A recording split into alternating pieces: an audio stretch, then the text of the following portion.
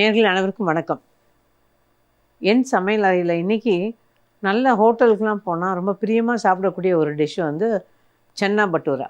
அந்த சென்னாவில் கொஞ்சம் பாலக் சேர்த்தா எப்படி இருக்கும், சென்னா மசாலாலாம் போடாமல் நம்ம ஹோல் ஸ்பைசஸ்ன்னு சொல்லுவாங்க இல்லையா, முழுசாக உள்ள பட்டை லவங்கலாம் அந்த மாதிரிலாம் போட்டுட்டு இந்த சென்னாவையும் அந்த பாலக்கையும் சேர்த்து ஒரு மசாலா பண்ணலாம். அப்புறம் பட்டூரா. அந்த பட்டூரா பண்ணுறதுக்கும் என்னென்ன தேவை, அது எப்படி பண்ண போகிறோம், ஏன்னா ஹோட்டலில் வர மாதிரி ஓரளவு நல்லா உப்பி வரணும் அப்படிங்கிறதுனால அதையும் இன்றைக்கி செஞ்சு காமிக்கிறேன். முதல்ல இந்த பட்டூராக்கு என்னென்ன தேவைன்னு பார்த்தோன்னா அதுக்கப்புறம் அதை எப்படி பண்ணுறதுன்னு பார்க்கலாம்.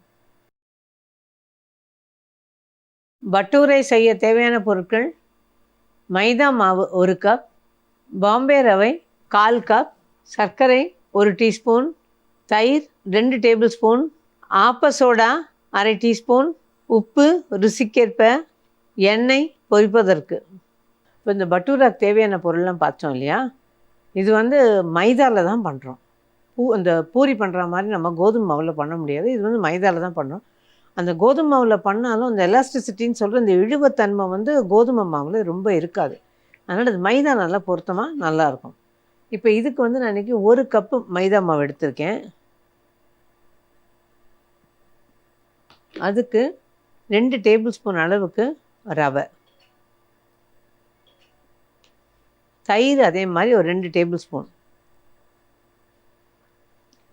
சர்க்கரை சின்ன டீஸ்பூனால் 1 டீஸ்பூன், பெருசாக இருந்ததுன்னா 1/2 டீஸ்பூன் போட்டுக்குங்க. அது இந்த சர்க்கரை ருசி கொடுக்கும், அதுக்காகத்தான். அப்புறம் ஆப்ப சோடா, இது ஒரு 1/4 டீஸ்பூன். அதோட இதுக்கு தகுந்த உப்புன்னா ஒரு 1/4 டீஸ்பூன் உப்பு சரியாக இருக்கும். அவ்வளோதான். இதோட 2 டீஸ்பூன் எண்ணெய், அவ்வளோதான். இப்போ இதெல்லாம் சேர்த்தாச்சு. நம்ம மாவை கலந்து விட்டுட்டு பிசையணும். தயிர் போட்டிருக்கிறதுனால இது முதல்ல டக்குன்னு தண்ணி ஊற்றிடாதீங்க. தயிரை நல்லா கலந்துட்டு தேவைப்பட்டால் தண்ணி சேர்த்துக்கலாம். அதே மாதிரி ரொம்ப புளிச்ச தயிர் போட்டுட்டிங்கன்னா மாவு புளிப்பு ஏறிக்கிட்டே இருக்கும். அதனால் பார்த்துட்டு போட்டுங்க. அதே மாதிரி பிசைஞ்சு வச்சுட்டு ஒரு 10 நிமிஷம் ஊற விடணும், அவ்வளோதான். அந்த 10 நிமிஷம் ஊறிடுச்சுன்னா சரியாக இருக்கும். அதுக்கு வந்து நம்ம புளிச்ச தயிர் இல்லாமல் பார்த்துக்குங்க, சரியாக இருக்கும். இப்போ நம்ம இதை பிசைஞ்சு மாவு வச்சுட்டு சென்னா பண்ணிவிட்டு பட்டூரா போட சரியாக இருக்கும் உங்களுக்கு. இப்போ நல்லா ஓரளவு கொஞ்சம் கெட்டியாக பிசைஞ்சிக்குங்க. பூரி மாவுனாலும் நம்ம ஓரளவு கெட்டியாக தானே பிசைவோம்.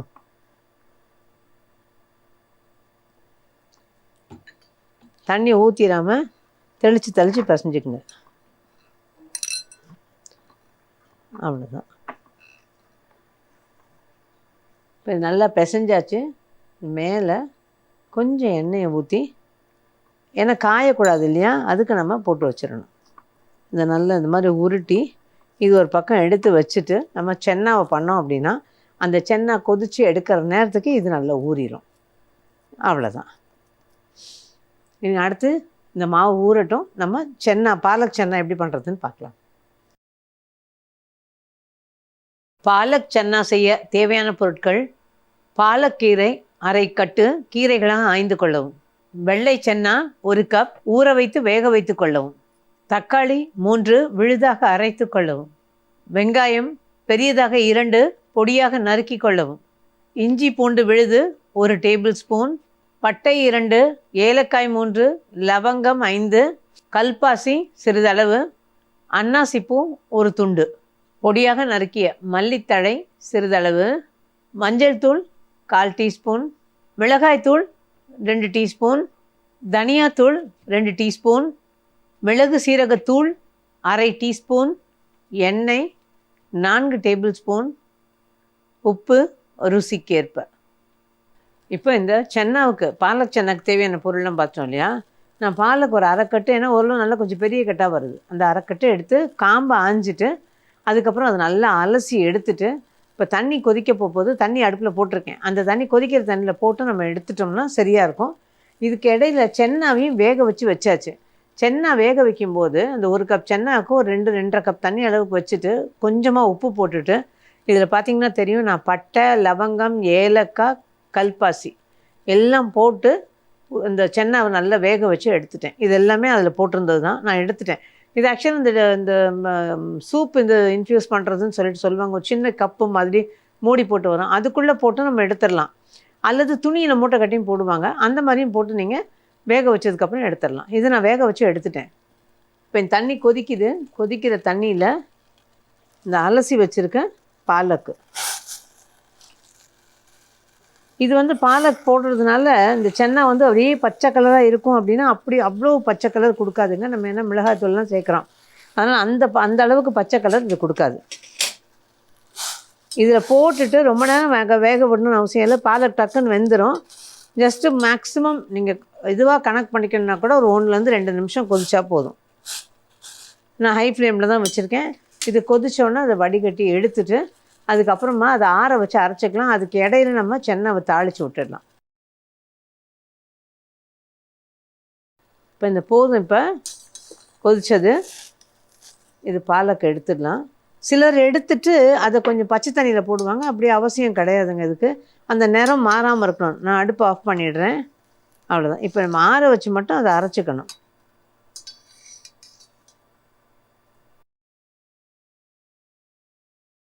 இந்த பாலக்கில் நிறைய ஹெல்த் பெனிஃபிட்ஸ் இருக்கும்பாங்க. நம்ம அதை சென்னாவோடு சேர்க்கும்போது இன்னும் கேட்கவே வேண்டாம். 2வது இந்த பிளான்ச் பண்ணுறதுமாங்க இல்லையா, இதுதான். நம்ம வந்து கொதிக்கிற தண்ணியில் போட்டு 2 நிமிஷம் இது கொதிக்க விட்டுட்டு எடுத்துட்டோம் அப்படின்னா சத்துக்கள் ஓரளவு அதில் அழியாமல் நல்லாவே இருக்கும் அதில். இப்போ இதை ஆற வச்சு நம்ம அரைச்சிட்டு வந்துடுவோம். இதுக்கு இடையில இதை தாளித்து விட்டுட்டு அதை ஆறட்டும், நம்ம தாளித்து விட்டுடலாம் சென்னாவை. இப்போ இந்த கீரையை வேக வச்சு எடுத்து வச்சுட்டோம். அடுத்து சென்னா தாளிக்க போகிறோம். அந்த கீரை ஆறுற வரைக்கும் நம்ம வச்சுப்போம். இந்த சென்னாவை தாளிச்சிடணும். இதுக்கும் நான் வந்து இந்த ஹோல் ஸ்பைசஸ்ன்னு சொல்கிற முழு மசாலா தான் போட போகிறேன். இது வாயில் தட்டுப்படும், எங்கள் வீட்டில் பிடிக்காது அப்படின்னு நினைக்கிறவங்களா இருந்தீங்கன்னா இது என்ன பண்ணுங்கள், இது எல்லாத்துலேயும் பாதி அளவு எடுத்துக்கோங்க. எடுத்துகிட்டு லேசாக ட்ரை ரோஸ்ட் பண்ணி மிக்சியில் ஒரு அடி அடித்து எடுத்துக்கோங்க. பட் அது இன்னும் கொஞ்சம் ஈஸியாக இருக்கும் உங்களுக்கு, ஒரு வாயில் தட்டுப்படாமல் இருக்கணும் அப்படிங்கிறதுக்கு. 2வது இந்த கொடுத்துருக்க அளவுப்படியே போட்டிங்கன்னா தூளாக போடும்போது வாசனை ரொம்ப அதிகமாக இருக்கும். அதனால் இதோட பாதி அளவு நீங்கள் எடுத்து பண்ணிக்கலாம். இப்போ இந்த எண்ணெயை ஊற்றிருக்கோம். இதில் பட்டை 2 துண்டு, கல்பாசி, ஏலக்காய் ஒரு 3, லவங்கமில் 4, இந்த அன்னாசி பூ இருக்கு இல்லையா, அதில் 3-4 இதழ்கள் மட்டும் போட்டால் போதும். அவ்வளோதான். கூடவே வெங்காயம். இந்த வெங்காயத்தை ஓரளவு கொஞ்சம் நல்லா பொடியாகவே நறுக்கிடுங்க. அப்போ உங்களுக்கு வந்து பைண்ட் ஆகும் நல்லா. இதில் கொஞ்சம் உப்பு சேர்த்துருவோம். இதில் இந்த வெங்காயம் வதங்கிறதுக்கான உப்பு அது கொஞ்சமாக. அதுக்கப்புறம் அதில் மஞ்சள் தூள். இந்த வெங்காயம் ஓரளவு நல்ல கலர் மாறி வதங்கணும். அப்போ தான் நல்லாயிருக்கும். இந்த யூஸ்வலாக வந்து இந்த கண்ணாடி மாதிரின்னு சொல்லுவோம் இல்லையா, அந்த பதத்தை தாண்டி வதங்கணும். அப்போ வதங்கும் போது உங்களுக்கு அந்த வாசம் நல்லாயிருக்கும். இந்த டோட்டலாகவே இந்த சென்னா நல்லாயிருக்கும். இது ஆரம்பத்தில் சென்னாலாம் நான் பண்ணும்போது அப்போல்லாம் மிக்சி கிடையாதுங்க, இவ்வளோ இதெல்லாம் கிடையாது, அம்மி தான். அந்த அம்மியில் உட்காந்து தனியா மிளகா இதெல்லாம் வந்து அரைச்சிட்டு அதுக்கப்புறம் தாளித்து விடுவோம். ஆனால் அதுவும் பார்த்திங்கன்னா அது கற்றுக்கிட்ட புதுசில் ஒரு எக்ஸைட்மெண்ட்டில் வாரத்துக்கு 2 நாள் 3 நாள் அந்த சென்னா பட்டூராவாக இருக்கும். அதே மாதிரி ஒரு குறிப்பிட்ட ஹோட்டலுக்கு போகும்போது அங்கே தான் இதை முதல்ல சாப்பிட்டு பழகணும். அங்கே போகும்போது பார்த்திங்கன்னா போய் காரை பார்க் பண்ண உடனே கையில் வந்து அந்த பெரிய பூரியோடு போவாங்க, அந்த பட்டூராவோட. அதுவே பாதி டெம்டேஷனை கொடுக்கும். பார்த்த உடனே முதல்ல எங்களுக்கு எல்லாருக்கும் அதுதான் வேணும்னு சொல்லுவோம். அந்த மாதிரி இது ஒரு கிரேஸ் இருந்தது இந்த பட்டூராக்கு. இப்போ இதில் வெரைட்டி வந்துருச்சுங்க. பாலக் பட்டூரா, அடுத்தது ஆலு பட்டூரான்னு என்னென்னமோ விதவிதமாக வந்துருச்சு. இப்போ நம்ம பண்ணுறது பேசிக்காக உள்ளது தான்.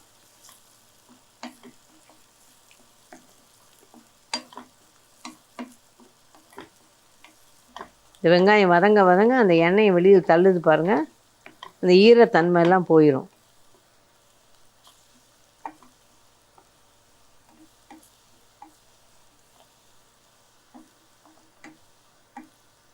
இப்போ இந்த வெங்காயம் 3/4 வதங்கிடுச்சு.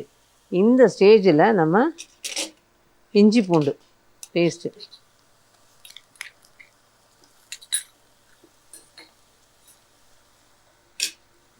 இதை சேர்த்துட்டேன். இப்போ இதோடு சேர்ந்து வதங்கணும். ஈரத்தன்மை போனதுனால திருப்பி ஈரத்தன்மை போட்டோன்னா சிறு சிறுன்னு பாருங்கள், நிறைய அப்படியே தெரித்து விழுகுது பாருங்கள். அப்போ அந்த ஈரம் போய் திரும்ப நம்ம ஈரத்தை சேர்க்குறோம்.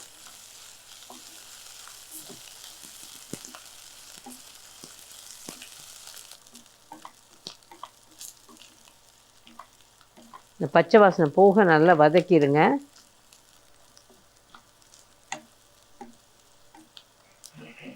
அவ்வளோதான். இப்போ அந்த பச்சை வாசனை போய் அதுவும் நல்லா வதங்கி நம்ம ஊற்றியிருந்த எண்ணெயை வெளியில் தள்ள ஆரம்பிச்சிருக்கு பாருங்கள். இந்த ஸ்டேஜில் தக்காளி விழுது.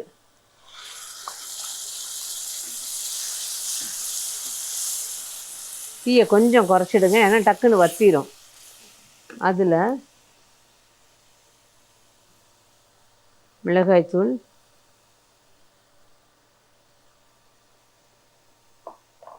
நல்ல காரம் பிடிக்கிறவங்களா இருந்தால் இன்னும் கூட கொஞ்சம் போட்டுக்கலாம். கொஞ்சம் மிளகு சீரகம் பொடி பண்ணி வச்சுருந்த தூள் அதில், அதோட தனியாத்தூள்,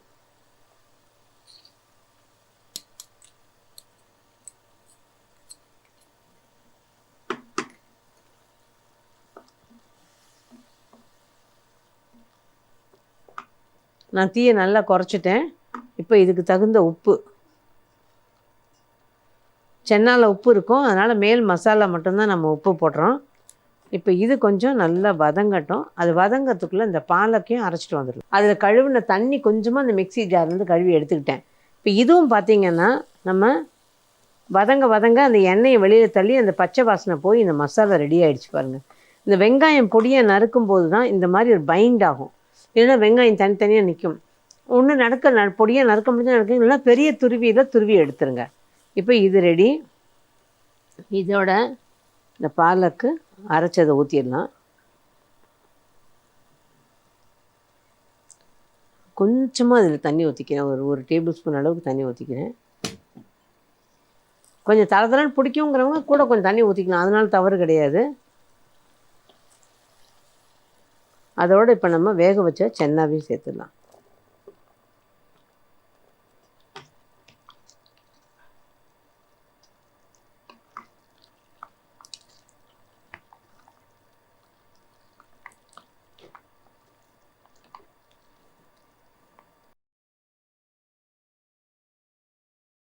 இது ரெடியாக இருக்குது. இது நல்லா ஒரு 2 நிமிஷம், ரொம்ப வேணாம், 2 நிமிஷம் நல்லா கொதிக்கட்டும். இப்போ பார்த்தீங்கன்னா தெரியும், ஒரு மாதிரி ரொம்ப பச்சை கலராக இருக்காது, கலந்த மாதிரி தான் ஒரு நிறம் கொடுக்கும், ஆனால் நல்ல வாசனையாக இருக்கும். ஆக்சுவலாக நார்மல் சென்னால் வந்து நம்ம சென்னா மசாலாலாம் சேர்ப்போம், நம்ம எதுவுமே இதில் சேர்க்கலை. கரம் மசாலா, சென்னா மசாலா எதுவும் கிடையாது. அந்த ஹோல் ஸ்பைசஸ்ன்னு சொல்கிற முழு பட்டை லவங்கம் ஏலக்காய் இருக்குல்ல, அதனோட வாசனை தான். ஸோ வாசனை ஓரளவு சட்டிலாக இருக்கும், ஆனால் அதே சமயம் நல்லா டேஸ்ட்டும் நல்லாயிருக்கும். அந்த பாலக் சேர்கிற போது அதுக்கான ஒரு சீன் கொடுக்கும் அது. இதில் வந்து மேலே கொஞ்சம் கொத்தமல்லி தூவிக்கலாம். இப்போதைக்கு அதில் கொத்தமல்லி தூவி கிளறினோன்னா உள்ளே பைண்டாகி அந்த கொத்தமல்லி வாசனையும் சேர்ந்துருக்கும், நல்லாயிருக்கும். இது வந்து நம்ம திக்காக இந்த அளவுக்கு திக்காக பண்ணும்போது நமக்கு வந்து அந்த திக்கினிங் ஏஜென்ட் எதையும் போட வேண்டிய தேவை கிடையாது. திக்னிங் ஏஜென்ட்டாக நம்ம என்ன பண்ணுவோம், யூஸ்வலாக இந்த சென்னாவையே கொஞ்சம் எடுத்து அரைச்சி இதில் சேர்ப்போம், கொஞ்சம் குழகுழப்பு கொடுக்கணும். பட் எதுவுமே வேணாம், அளவான தண்ணி ஊற்றி இந்த மாதிரி நீங்கள் பண்ணும்போது கரெக்டான கன்சிஸ்டன்சியில் இருக்கும். அது எந்த அளவுக்கு அந்த திக்னஸ் தேவையோ அந்த அளவுக்கு அந்த கெட்டித்தன்மை இருக்கும், அவ்வளோதான். இப்போ ஒரு தீயை தூண்டிட்டு ஜஸ்ட்டு 2 கொதி விட்டுட்டேன்னா சரியாக போச்சு. இப்போ அவ்வளோதான், இந்த தீயை தூண்டிடுறேன். ஒரே ஒரு கொதி இந்த கொதிச்சிருச்சு பாருங்கள், இது போதும் தாராளமாக. அடுப்பு ஆஃப் பண்ணிட்டேன்னா இது சரியாக இருக்கும். இதை தாண்டி இனி கொஞ்சம் நேரம் கழித்து திருப்பி கொஞ்சம் இழுக்கும், இந்த தண்ணி வந்து அந்த சென்னா லேசாக இழுக்கும், இன்னும் கொஞ்சம் ஒரு துளி கெட்டியாகுமே தவிர இது சரியாக இருக்கும். இதில் வந்து இந்த தக்காளியில் போடுற புளிப்பு தான் இதில். இந்த புளியை தாண்டி உங்களுக்கு புளிப்பு வேணும்னா லேசாக எலுமிச்சம்பழம் புழிஞ்சுக்கோங்க, அவ்வளோதான். இப்போ இதை வந்து ஒரு சர்விங் பவுலில் எடுத்துடலாம்.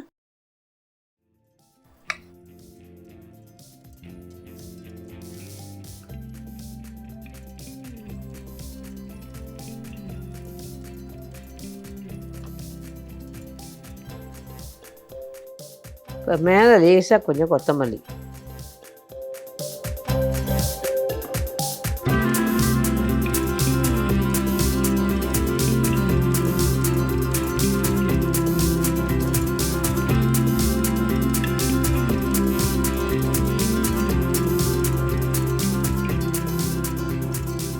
பாலக் சென்னாக்கு ஒரு சின்ன ரீகேப். ஒரு பாத்திரத்தில் தண்ணியை காய வச்சு தண்ணி கொதித்ததும் பாலக்கை போட்டு 2 நிமிஷம் கொதிக்க விட்டுட்டு எடுத்து ஆற வச்சு அரைச்சி வச்சுக்கணும். ஒரு கடாயில் எண்ணெயை ஊற்றி காய வச்சுட்டு அதில் பட்டை லவங்கம் ஏலக்காய் கல்பாசி அன்னாசி பூலாம் தாளிச்சிட்டு வெங்காயம் ஒரு சிட்டிகை உப்பு மஞ்சள் தூளை போட்டு நல்ல நிறம் மாறுற வரைக்கும் வதக்கிட்டு அதில் இஞ்சி பூண்டையும் சேர்த்து நல்லா வதக்கிட்டு அரைச்சி வச்சுருக்க தக்காளி விழுதை ஊற்றி தீயை குறைச்சிட்டு மிளகாத்தூள் தனியாத்தூள் மிளகு சீரகத்தூள் எல்லாத்தையும் போட்டு நல்லா வதக்கிட்டு பச்சை வாசனை போனதும் வேக வச்சு வச்சுருக்க சென்னா அரைச்ச பாலக் எல்லாத்தையும் ஊற்றி தேவையான உப்பு கொஞ்சமாக போட்டு நல்லா கலந்து கொத்தமல்லியும் தூவி நல்லா ஒரு 2 நிமிஷம் கொதிக்க விட்டு எடுத்தோம் அப்படின்னா பாலக் சென்னா தயார்.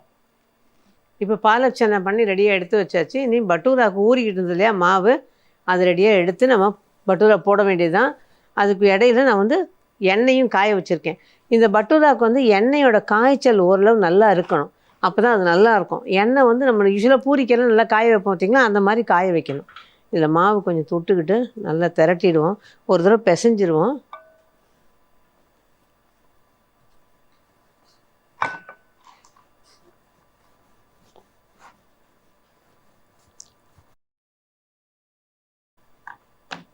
மாவு ரெடி ஆயாச்சு.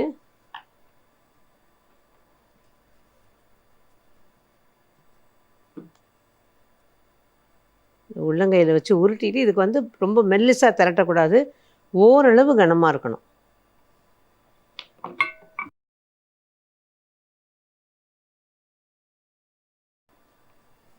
இந்த பட்டூராவை நீங்கள் ஓவல் ஷேப்லேயும் போட்டுக்கலாம், ரவுண்டாகவும் போட்டுக்கலாம், நம்மளோட இஷ்டம். அது நான் மாதிரி ஓவல் ஷேப்லேயும் இருக்கலாம்.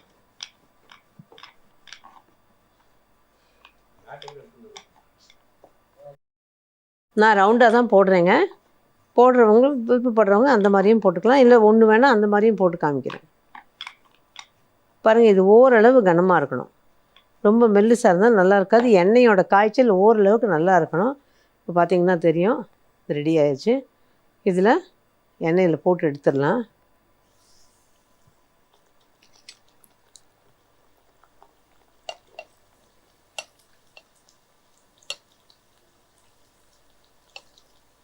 மேலே எண்ணெயை தூவ தூவ கொஞ்சம் அப்படியே உப்பிட்டு வரும். இப்போ மெதுவாக திருப்பி விடுங்க.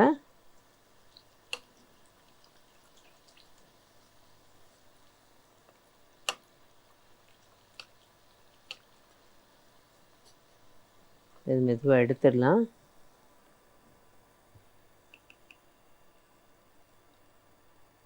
இது ஆக்சுவலாக நம்ம சோடா மாவு சேர்க்கறதுனால பார்த்திங்கன்னா ட்ரையாக தான் தெரியும். இப்போ நான் திரட்டுறதுக்கு தொட்டுக்கிறதும் மைதா மாவு தான். எப்போவுமே சப்பாத்திக்கு கூட நான் மைதா மாவு தொட்டுக்குவேன், காரணம் மைதா மாவில் ஃப்ளோ நல்லாயிருக்கும். இந்த மாதிரி திரட்டும் போதே இப்படி திரட்டிடலாம், ஓவல் ஷேப்பில் திரட்டிடுங்க. ரொம்ப கனமாகவும் போடக்கூடாது, ரொம்ப மெல்லிசாகவும் போடக்கூடாது. ரொம்ப கனமாக இருந்தாலும் அந்த வெந்து எடுத்ததுக்கப்புறம் அந்த இது ஒரு மாதிரி திக்காக இதுவாக நல்லா இருக்காது. அதனால் ஓரளவுக்கு மெல்லிசாக இருக்கணும். இப்போ இதுக்கும் தீயை தூண்டிட்டு, தீ வந்து அதிகப்படியாக தான் வச்சு இதை போடணும்.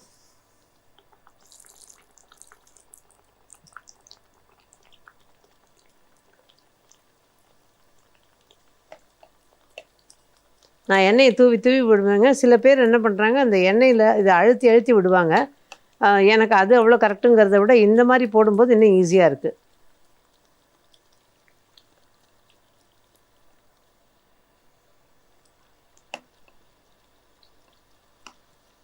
இது கொஞ்ச நேரத்துக்கு சாஃப்டாக நல்லாயிருக்கும் இந்த பட்டூரா போடும்போது.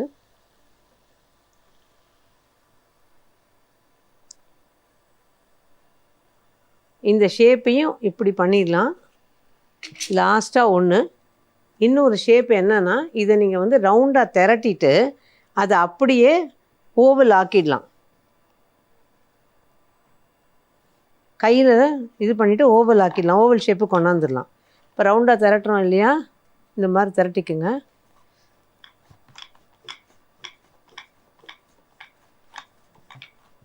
இது கொஞ்சம் பெருசாக போடுறேன்.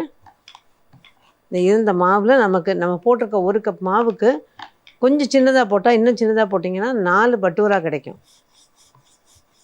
இது ஒரு கணக்காக வச்சுக்கிட்டு வீட்டில் எத்தனை பேர் இருக்கீங்களோ அதுக்கு ஏற்ற மாதிரி நீங்கள் பண்ணிக்கலாம்.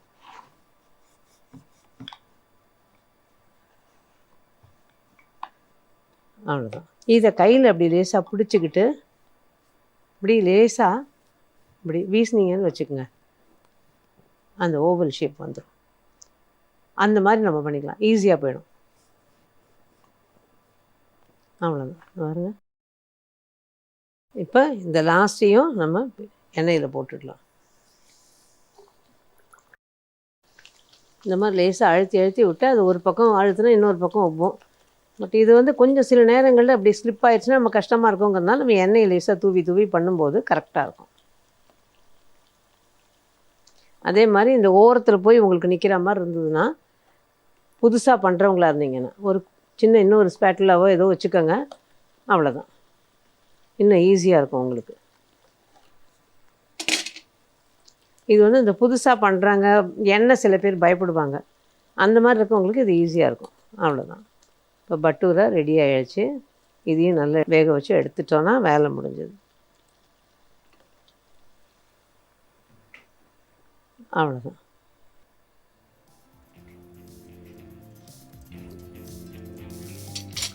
இப்போ பட்டூரா ரெடி ஆகிடுச்சு. சென்னாவும் ஒரு பிளேட்டில் வச்சு ரெடியாக இருக்குது. இப்போ இதில் அழகாக டெக்கரேட் பண்ணி வச்சுருக்கு பாருங்கள்.